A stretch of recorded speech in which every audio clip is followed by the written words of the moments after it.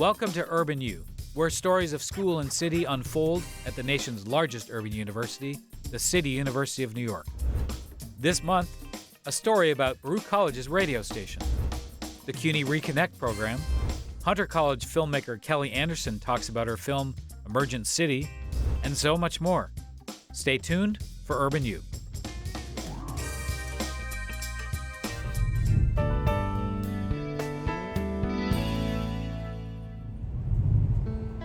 I originally started going to school in Delaware, at Delaware State University, and then I came home because I lost my grandmother. That's when Nicole Williams moved back to New York and enrolled in LaGuardia Community College, but she struggled to focus. 2019, I lost my mom, and then 2023, I lost my dad. 2019, I also lost my uncle, so I started to experience a lot of major losses, and it just, on top of just struggling in life, there's nobody there to help you, you just have to kind of figure it out yourself is what I had to do. So I ended up on my own deciding you know what, it's time for me to get my life back on the right path. So that's when I looked into the Reconnect program. CUNY Reconnect helps people who never finished school to go back. It's meeting students where they are. If they have a balance, we'll help you with it. If it is you're in the middle and your car breaks down and you need the $500, it's there. In 2022, the Center for an Urban Future proposed CUNY Reconnect. The Manhattan think tank said nearly 700,000 working-age New Yorkers had college credits but no degree. The group noted that in 2017, Tennessee recognized it had 900,000 adults with college credits but no degree. So it launched Tennessee Reconnect. In 1 year, 30,000 Tennesseans went back to school, and 60% got a degree or stayed enrolled. The idea reached Adrienne Adams, who was then Speaker of the New York City Council, was the second most powerful person in New York City government. The idea is phenomenal, and why we didn't think about it sooner is beyond me. Reconnect resonated with Adams, whose father went back to school when she was in school. My dad and I coincidentally attended York College at the same time. And I always say it wasn't cool to go to school when your dad was going to school at the same time. Adams's father completed his degree in economics. That is the epitome of CUNY Reconnect in hindsight. In 2023, the City Council poured $4.5 million into Reconnect. The next year, $5.9 million. That money went to welcome centers, staff, scholarships, and debt forgiveness. In most cases, they have a balance that they haven't paid. That was the situation holding Nicole Williams back. This summer, I was looking into my resources. So I called LaGuardia to try to find out my balance, and it was astronomical. Most students have about a $1,000 or $2,000 balance. In some cases, when it's really large, the student might have had something come up in the middle semester and just leave. And that's where we'd want to be able to help the students to see if there could be an appeals process. That's only one type of story. It's 2020. I'm on a high. I'm playing basketball. We took John Jay to the semifinals. We lost. A week later, school is shut down. Don't go outside, stay in the house. The pandemic stalled Nyasha Howard's education. She didn't have Wi-Fi at her home, which locked her out of Zoom classes. She eventually did go back. And I couldn't keep up with it because I also was working a job now. Because now working a job is post-COVID kind of. The city is opening back up slowly but surely. I'm working at FedEx overnight, so I don't really have time to focus on school. She stopped going to school again. And I finally came across, I think I was working a security job. I was working a 12-hour shift. And I just was researching. Hey, what program can you get back to where I could pay for this? Or if I don't have to pay for this and they'll let me back in school, what can I do? And I finally discovered CUNY Reconnect. First port of call is, okay, welcome to CUNY.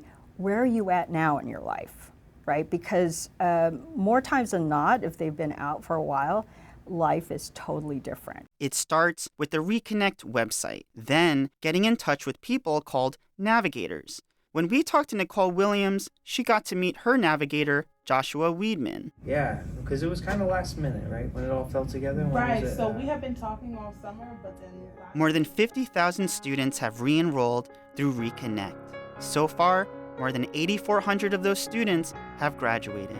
All you need is a mindset to just get up and go, get up and do it. Education awaits. There is no greater opportunity. For Urban U, this is Shannon Ayala. I've wanted to be a journalist since I was a little boy. I'm just a kid from Queens, right? Watching the local news at my kitchen table, I never thought that I would be able to walk into the CBS Broadcast Center. Sometimes when we're in meetings and they're saying, oh, our investigative executive producer, and I'm looking around the room like, who are they talking about? And they're talking about me. This is my job. I get paid to do this. And really, I have to thank the CUNY Graduate School of Journalism for that. And it really is a dream come true. I cannot say that enough. So I'm doing exactly what I wanted to do. I wanted to work in news in New York City, and I want to teach at the J School, and that's exactly what I'm doing. If you're gonna learn about journalism, what better place than the media capital of the world?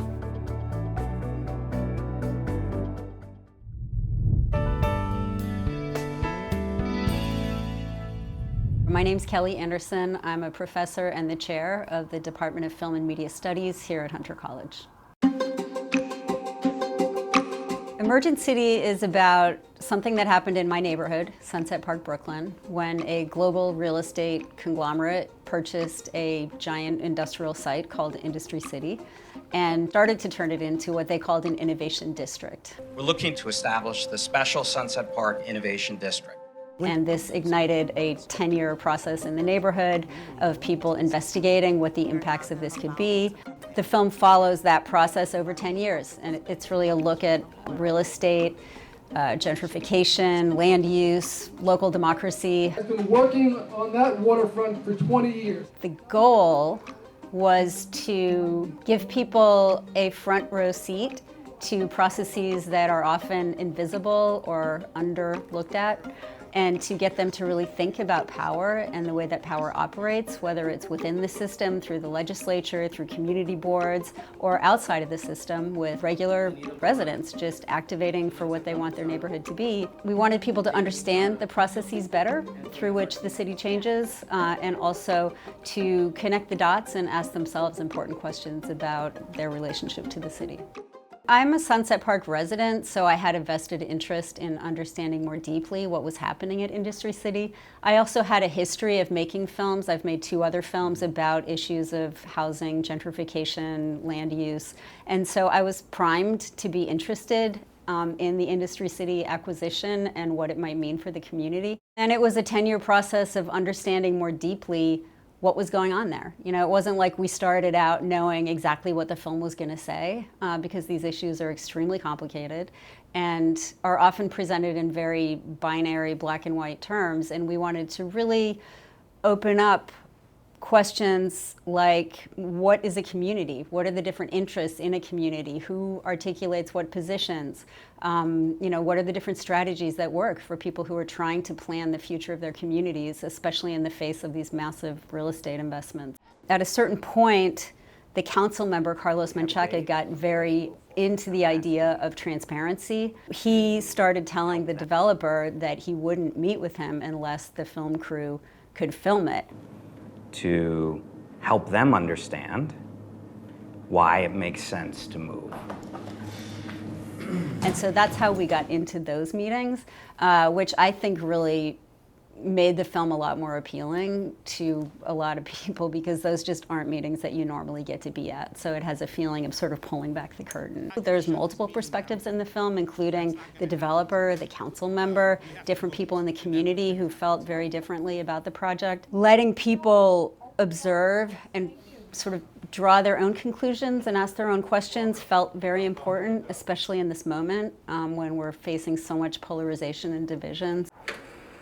And then these are shots from individual businesses in Sunset Park. I learned a lot making the film. Who knew there was a spring making manufacturer in Sunset Park?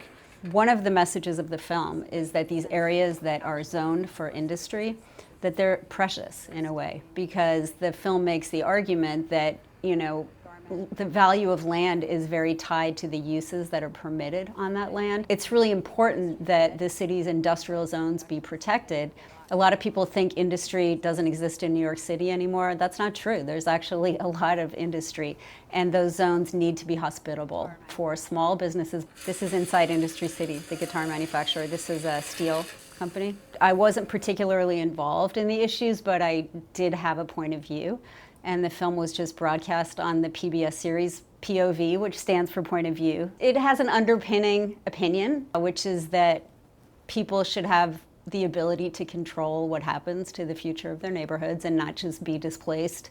She's 90 years old. God forbid if she were to pass and they sell the house, where is my family going to go? Over the past 15 years, particularly as the Bloomberg decade kind of wound down in New York City, I think people have become much more attuned to processes that maybe they didn't pay attention to previously, like zoning, like land use. I think that the population's gotten more literate. I think people are primed to say like, okay, a rezoning, what does this mean? You know, what are the details? Let me learn more. How can I either support this or push back against this or try to bend it so that it meets the needs of my community? So I think there's a lot more understanding on the part of the public.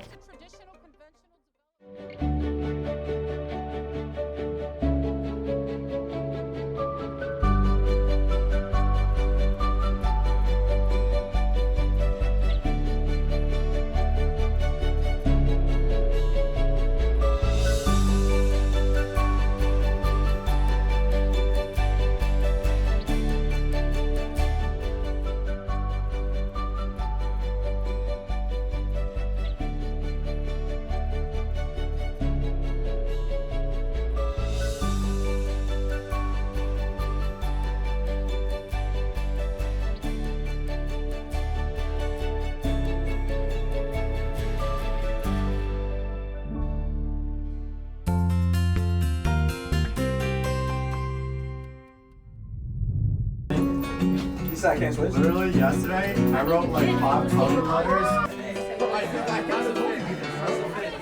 Bro. Where are the markers? Oh, Why are we playing? He's taking my food. I'm not taking anything. So WBNB is Baruch's radio station. We have a production room that makes music. We have marketing that lets people know about the music. The podcast room, which is where I'm at, where we get on air. We have DJs, we host events here. Anything music related happens in here. I'm a freshman, and freshmen tend to, focus on other stuff. They don't really know what WBMB is. They think I'm just saying a bunch of initials, but I'm like, no, it's been around since the 80s. Bernard and Baruch, that's the BMB.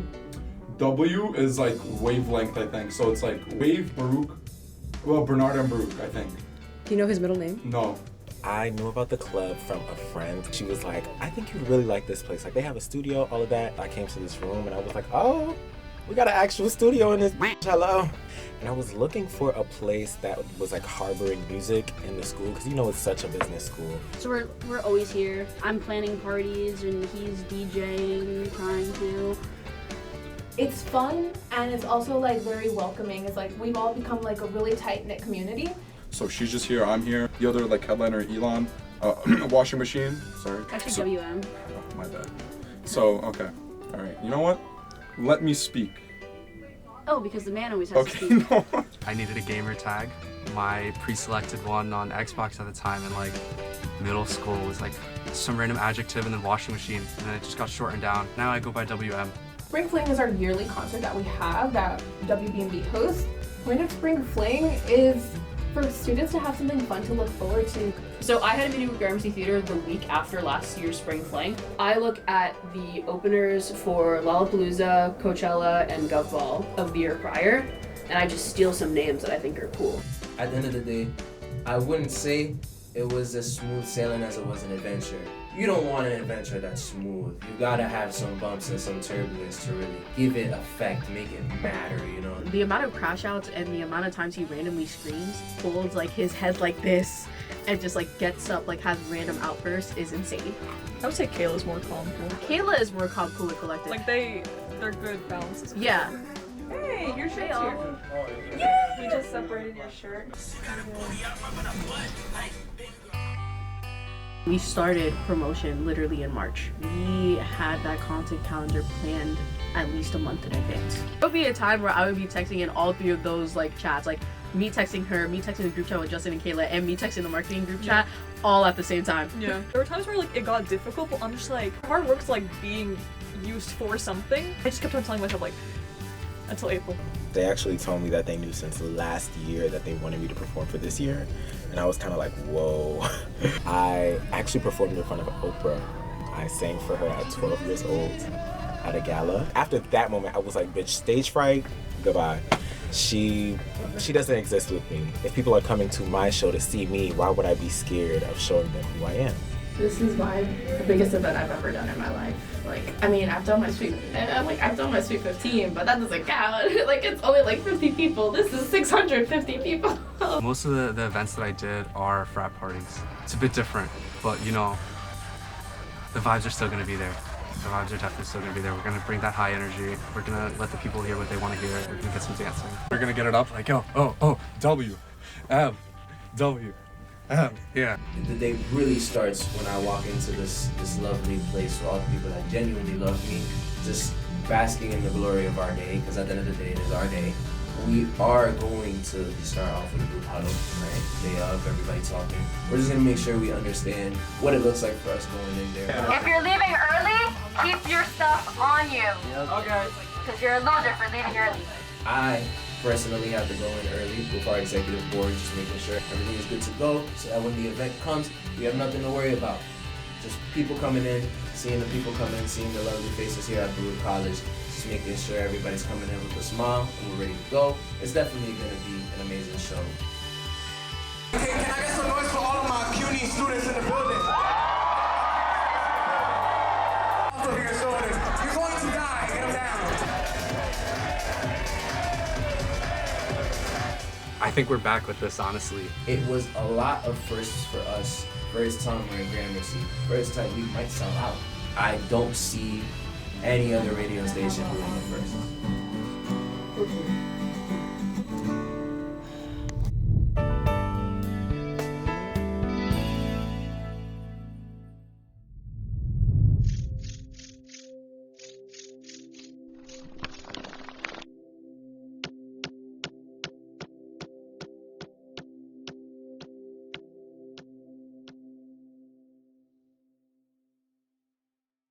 My name is Ken Dai.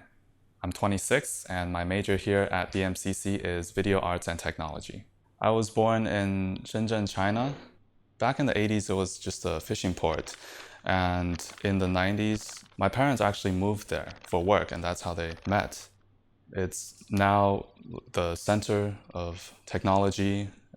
They call it the Silicon Valley of China. And now I think there's 18 million people living there. It's the third largest city in China. I moved to Canada when I was in the 3rd grade. I just moved there with my parents. Before moving to Canada, I didn't really have an impression. I just knew it was really far. I had to learn English. But I'm grateful to have lived in the East and the West, just because this has really broadened my perspective in learning about different cultures and about diversity. I grew up in a fairly poor family, so as a kid, I was always looking for ways to make money. So when I was in the 8th grade, I started to look for other ways to make money, because at that time I was delivering a newspaper. So I looked online and I found this video on how to make money on YouTube. I was interested in technology at the time, and I was always fascinated with new releases of new tech products like the new iPad, the new iPhones at that time. And I decided to just make videos covering those topics. And that's how I began. I found a very cheap video camera. And over the span of around 5 years, from late 2010 to 2015, I've gained about 100,000 subscribers and had 12 million upload views. And I was basically covering topics, as I said, from phone reviews to camera comparisons to just gadgets, videos about gadgets. And I was getting sponsorship deals from companies like LG, Sony, Squarespace, Samsung. It was definitely a great experience. It was really fun making those videos too. The creator space back then was far less competitive, especially in the tech circle. A lot of the YouTubers now who are really popular, they started back when they were teenagers too. So at that time, there were a lot of younger kids making videos on YouTube. After high school, I was freelancing as a web designer and front-end developer. I was working and, of course, learning at the same time.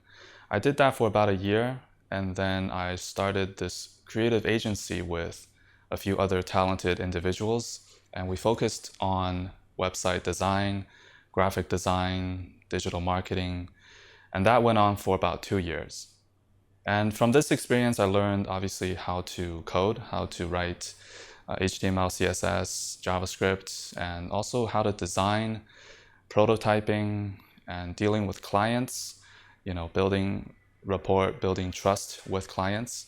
While I was doing the first business with the web design, we saw an opportunity to start a new business because at the time, online courses just began to be very popular. And we knew people that were learning Chinese at the time, and we were looking for a website or a more comprehensive online course that covers the Chinese language in a standardized curriculum. We couldn't find any, so we decided to make our own. So that's how we started the Chinese courses, and in end of 2016, we were beginning to produce over 1,000 videos, which we packaged them into levels of Chinese courses, and we sold them on our website. And we've worked on this for the past 6 years, 7 years now, and we have about 40,000 active students on there.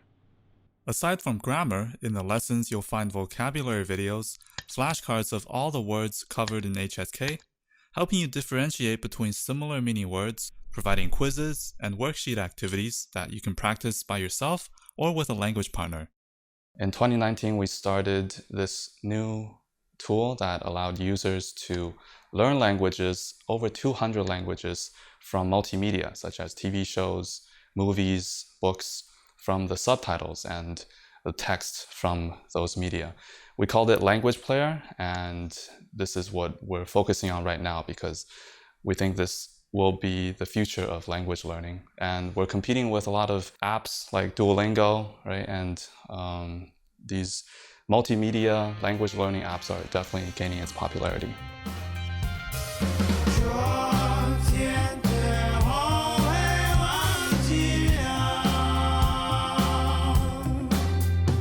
For my next venture, if I were to start a new business, I definitely want something that's more innovative. If we have a good business idea, then yeah, why not? We could start another business. I'm definitely down. Kayla, come here. In my spare time, I enjoy reading books. I have a cat. Her name is Cleo, so I take care of my cat. I love music. Like most Asians, I was forced into playing an instrument, and I chose the violin. And now I'm thankful and very grateful that my parents decided to put me in those lessons because now I can play the violin and now I really enjoy it. I wanted to pick up a new hobby and try something new. So I bought an acoustic guitar, and then later I bought an electric guitar, which I'm still practicing. I'm still kind of like a beginner level.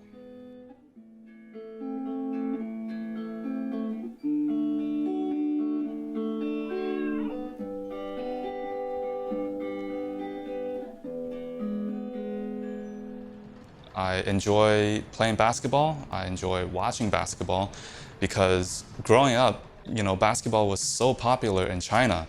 My dad was a huge NBA fan, so I grew up watching and playing basketball with him. Defensive drill, take the ball. Offense, protect the ball. And I also enjoy photography and filmmaking. So far living in New York, I've done mostly street photography because that's the easiest way for me to, shoot. I just go out there. There's so many things going on in New York City, and it's fun and easy for me to capture life, capture interesting things outside. I also enjoy editing, color correcting those images. And recently I've been playing around with some AI tools, which are really fun. I like to shoot in areas with interesting people. So in New York, I like to go to Soho or Chinatown.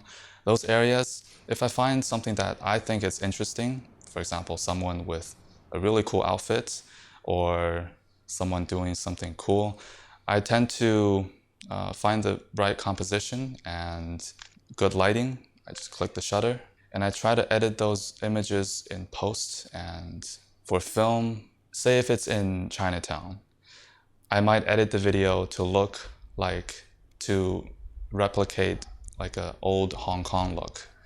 You know, those colors, maybe from the 90s film, that kind of look. If I'm taking a picture of someone in Soho who's wearing high fashion, I won't do that. I will, you know, edit it as a kind of more natural looking, make the colors pop. So I chose video arts because I thought this was my hobby, because I've always liked photography and filmmaking. And I've wanted to just learn more about making videos, more about production. So I came to BMCC because it's an affordable way and it offers a more flexible schedule for me. And I can learn skills that I don't know before. And I can always meet people, network at BMCC. My favorite aspect of studying video arts and technology, for me, it's the hands-on experience. Just going to class, being behind the scenes, operating the cameras, in the control rooms, I definitely learned a lot about how a production runs. Stand by to record. Let's make some noise! I wanted to make videos not only about technology or language learning, I also wanted to make short documentaries that are compelling and empowers people and motivates people. So I've been making short documentaries with my friends who are in a nonprofit recently, and this is going to be an ongoing project throughout the summer, and I'm very excited about that. Getting off the N train station on 34th, I'm greeted by groups of tourists blocking the sidewalk, walking slowly, and taking pictures of the Empire State Building. And there's me trying to get to work. Growing up in the suburbs, I've dreamed about living in the big city. Now I'm staying in New York, which I love. Thanks for watching and for being a part of the CUNY community along with us here at Urban U.